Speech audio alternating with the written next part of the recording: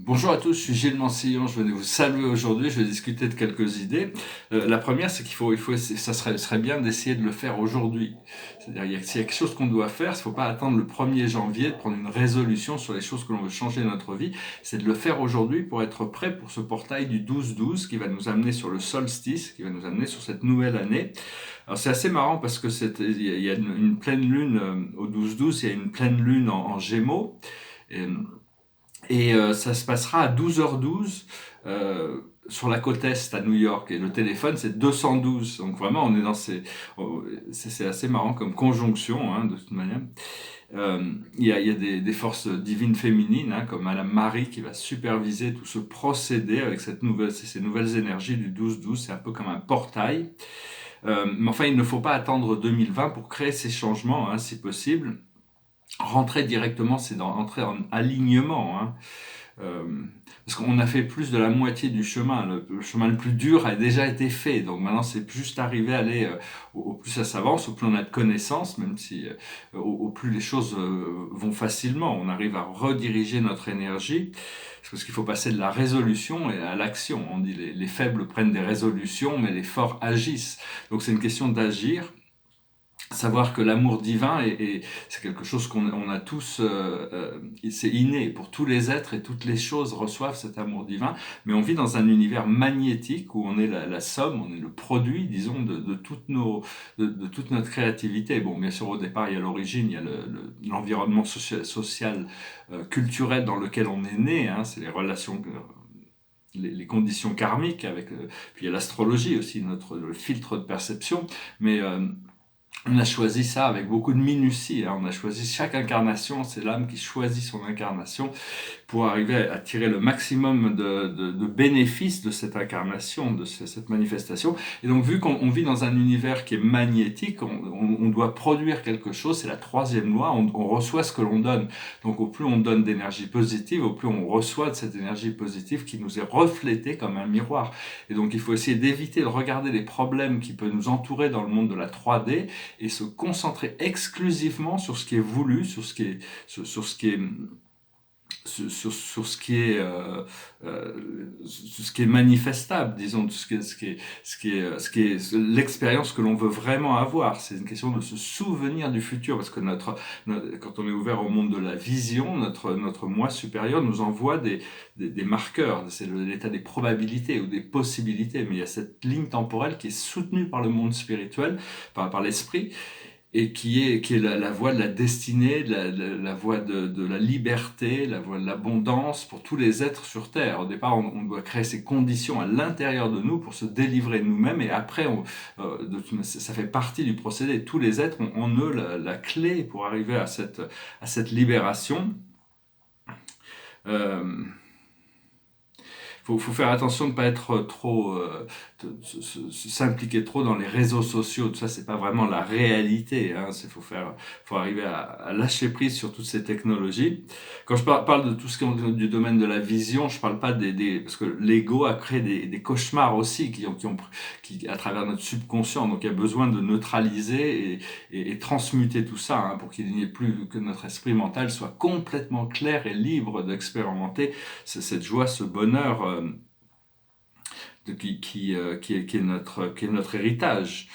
Et il faut pas s'occuper des affaires des autres. Occupez-vous de vos affaires, hein. Suivez votre joie. Parce que si c'est les affaires des autres, ça ne nous regarde pas, hein. C'est chacun la vie nous est donnée par notre Créateur pour la vivre de toute manière. Je suis de plus en plus pragmatique aussi, stoïque même, stoïque, c'est-à-dire bon, les stoïques sont moins opportunistes. Le pragmatisme a l'idée de proactivité dans les opportunités que la vie nous donne dans chaque moment du présent, hein.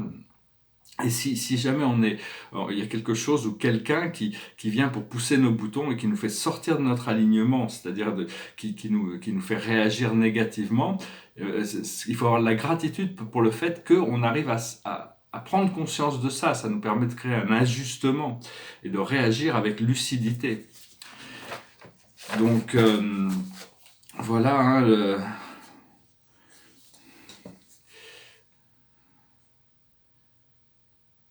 Oui, c'est cette transition de 2019 à 2020 qu'on est en train de passer. Ça sera regardé dans l'histoire, ceux qui viennent du futur, qui arrivent. Parce que quand on avance notre conscience, c'est un petit peu comme ça. On avance plus, on a, c'est quand on crée cette ascension, vu que toute l'humanité est destinée à arriver dans ce point d'ascension, c'est comme si on revenait du futur, hein.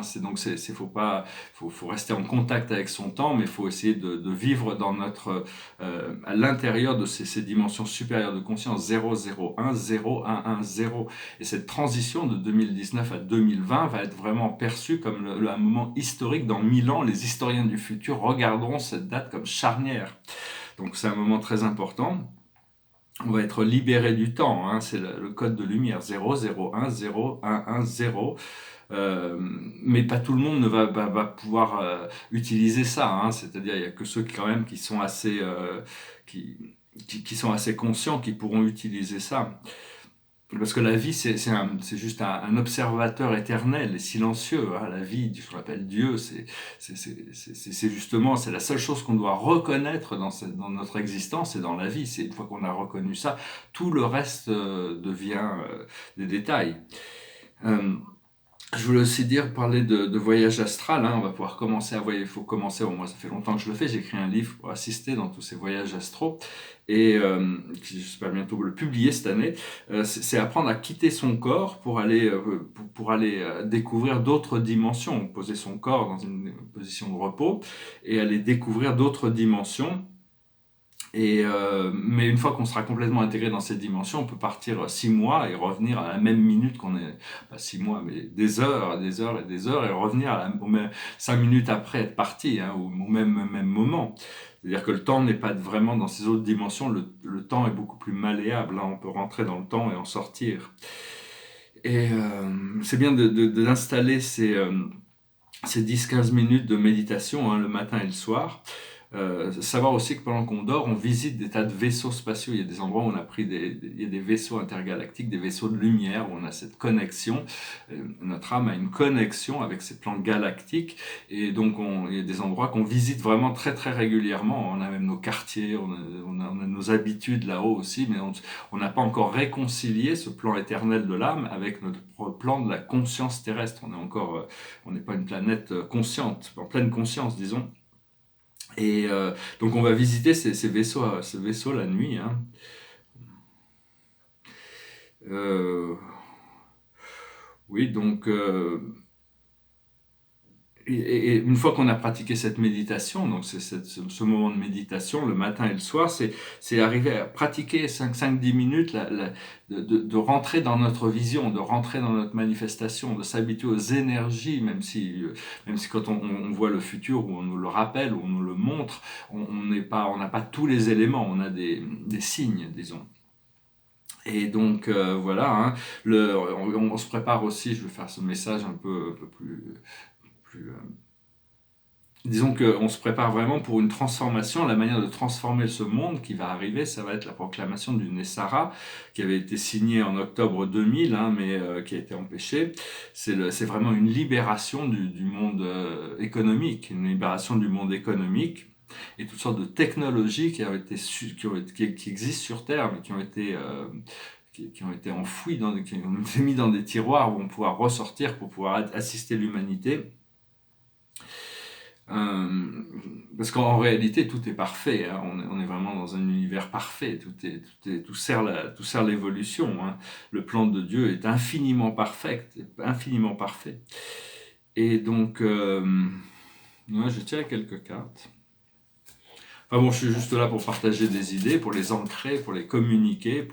On doit vraiment s'aligner avec on doit rentrer dans notre costume, on doit se préparer pour c'est un petit peu rentrer dans un caractère. On est un acteur, on est venu jouer ce rôle qui est le rôle qui est voulu par notre moi intérieur. Et donc on doit se mettre c'est comme un acteur, on doit se mettre en costume, on doit se préparer, on doit se préparer à rentrer sur scène, hein. Donc c'est vraiment très très différent. Je dirais quelques cartes pour voir. Je ne sais pas si je vais continuer à utiliser les tarots, je sais pas, dites-moi ce que vous en pensez. La plus haute sagesse pour nous aujourd'hui, c'est la justice.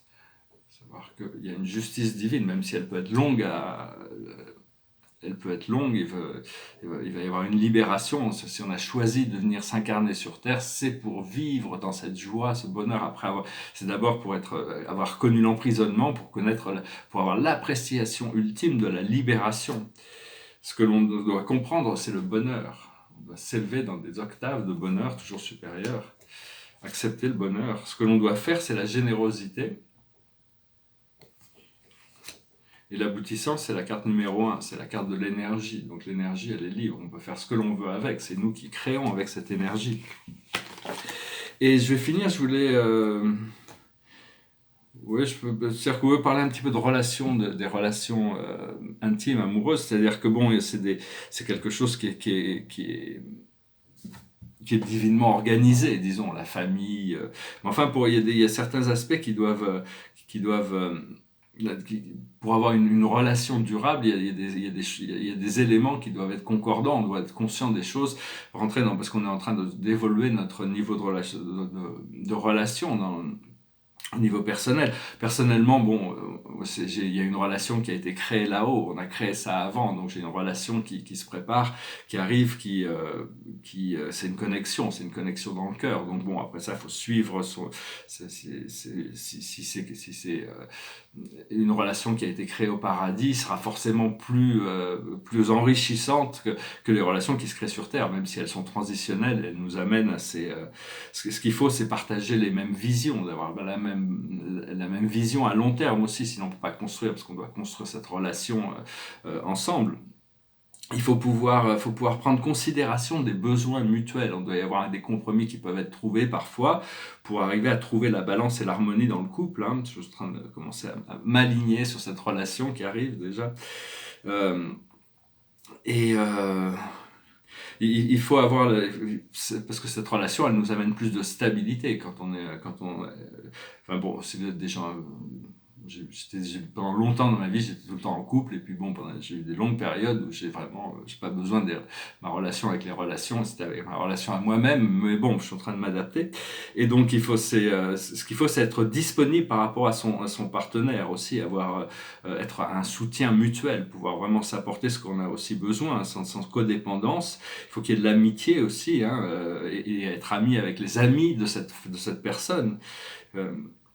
Il faut aussi pouvoir exposer, savoir, parce qu'au départ, on voit les côtés beaux de la personne, mais on a tous des faiblesses, et donc il faut pouvoir exposer ces faiblesses à son partenaire dans la confiance, en sachant que bon, et si on peut pas le faire, c'est que c'est pas forcément le bon partenaire, de toute manière.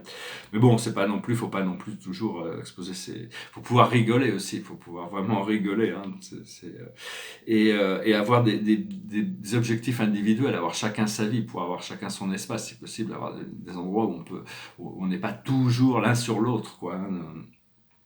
Et faut aussi pouvoir embrasser la différence, accepter les quarks des personnes, parce toutes ces choses qui font qu'on a des idéosyncrasies qui sont, c'est d'arriver à aimer le côté sombre de l'autre personne en l'acceptant, parce que si on doit changer la personne, c'est pas forcément, donc il faut accepter qu'on a tous des côtés dualistiques. Et il faut aussi pouvoir respecter la famille, toute la famille de cette autre personne, et donc qu'il y ait aussi une distribution de pouvoir sur la direction de la relation, parce que quand on est une personne complète, qu'on rentre dans une relation, quand on n'est pas conscient, on rentre dans une relation et il y a une sorte de fusion qui se passe et le couple devient une sorte d'entité. Mais quand on est conscient, on garde notre identité, chaque personne garde son identité, et le couple est une troisième personne. Donc il faut qu'il y ait une bonne distribution de pouvoir sur la direction, les besoins des deux personnes doivent être, il faut être aussi capable de pouvoir, quand quelque chose ne va pas, de pouvoir en parler immédiatement pour diffuser, pour rééquilibrer les choses, parce qu'il y a des choses qu'on peut pas compromettre, il y a des choses qui font partie de notre qualité de vie. C'est pas facile tous les yogis vous diront, il y a beaucoup d'avantages à être célibataire, à vivre seul, parce qu'on contrôle complètement son environnement, mais il y a beaucoup à prendre dans les relations de couple aussi. Donc voilà, je voulais juste aborder ce sujet. Je sais pas pourquoi j'avais pris ce sujet. des fois, il y a des choses qui m'inspirent, qui viennent du monde extérieur, des fois du monde intérieur. On va voir, on se prépare. Donc, je chantais une chanson. Les tableaux derrière moi ici, c'est un portrait, un homme avec des lunettes, avec une sorte de chapeau, qui voit cette femme, mais elle, donc il est dans le rose, et une femme blonde, et elle ne le voit pas. Et puis ici, c'est un tableau cosmique, un tableau sur la super galaxie d'Orvonton, avec le super univers d'Orvonton, avec tous ces mondes célestes c'est une grande galaxie, on va la découvrir, il va falloir commencer à comprendre une fois qu'on va s'avancer. C'est pas parce qu'on atteint la 5e dimension, que la planète est libérée, qu'on va tout savoir de l'univers. Alors, ça va être un travail progressif, on va commencer à pouvoir échanger avec différentes civilisations qui vont nous assister dans notre programme. Bon, je vais finir avec une chanson. C'est une chanson une chanson qui me rappelle un peu ma jeunesse. C'est des Cure, it goes like this. I would say I'm sorry if I thought that it would change your mind, but I know that this time I have said too much, been too unkind. I try to laugh about it, cover it all up with lies. I try to laugh about it, hiding the tears in my eyes. 'Cause boys don't cry, boys don't cry. I would break down at your feet and beg forgiveness, please, with you. But I know that it's too late, that there's nothing I can do. I try to laugh about it, cover it all up with lies. I try to laugh about it, hiding the tears in my eyes. 'Cause boys don't cry, boys don't cry. I would tell you that I love you if I thought that you would stay. But I know that it's no use, that you're already gone away. Misjudge your limit, I pushed you too far. I took you for granted, I thought that you needed me more. I would do most anything to get you back by my side. But I keep on laughing, holding the tears in my eyes. 'Cause boys don't cry, boys don't cry. Voilà, chanson des Cure. En fin de compte, les larmes, c'est quelque chose on en a une fois qu'on les a toutes pleurées, on n'en a plus vraiment, quoi. Moi, ça s'est passé, mon premier retour de Saturne, quand j'avais milieu des années 90. Vraiment, j'ai eu cette période, heureusement, j'avais un job, je n'étais pas trop en contact avec le monde, mais j'étais tout le temps en train de pleurer. J'ai pleuré, c'était une libération, une sorte d'expursion de toutes mes vies passées. Et donc maintenant, depuis, il n'y a plus vraiment de larmes à pleurer. Mais enfin, c'est quelque chose il est nécessaire, c'est quelque chose du monde physique, c'est quelque chose qui n'existe pas dans le monde spirituel. C'est une sorte ça libère des énergies. Voilà, je tiens une dernière carte. Si nécessaire, faut pas retenir, faut pas retenir ces larmes. C'est parce que la chanson dit Boys don't cry, les garçons ne pleurent pas. Everybody cries, tout le monde pleure un jour, ça arrive.